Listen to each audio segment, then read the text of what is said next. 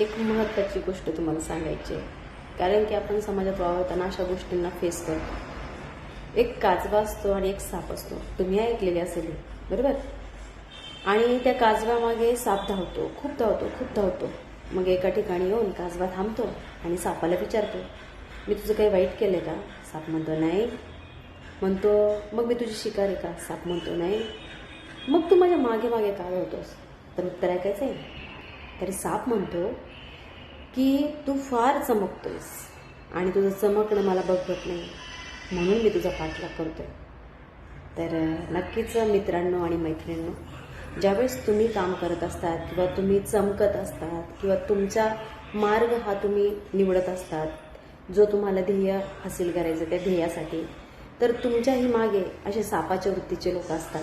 पण काय करायचे हे तुम्ही ठरवायचे त्या अडथळ्यांना पार पाडण्यासाठी.